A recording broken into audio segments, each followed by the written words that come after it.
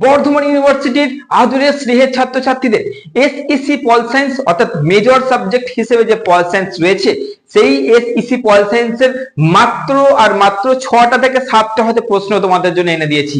6টা থেকে 7টা প্রশ্ন তোমাদের এই এসইসি পল সায়েন্সে আমি এনে দিলাম। এই কটা প্রশ্ন যদি করে নিতে পারছো তাহলে আর কোনো চিন্তা নেই।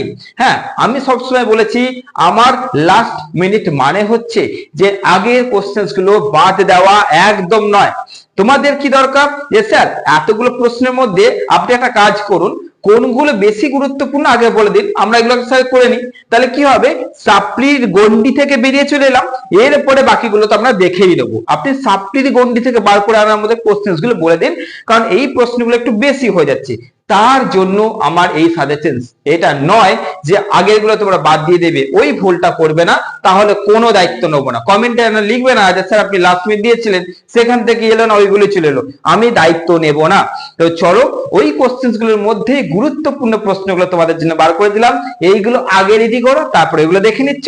এসইসি পল সায়েন্সের ঝামেলা শেষ। এবং এসইসি পল সায়েন্সে যে 2 মার্কস দিয়েছি, 2 মার্কসের ভিডিও লিংক আমি এখানে দিয়ে দিচ্ছি, এসইসির যে সাজেশন দিয়েছিলাম তার লিংকও দিয়ে দিচ্ছি, আর লাস্ট মিনিটটা তোমরা পেয়ে গেলে। তার মানে তোমাদের এসইসি পুরোপুরি কমপ্লিট, কোনো চিন্তা নেই, বিন্দাস এই কোশ্চেনগুলো করে যাও, ভালো পরীক্ষা হবে।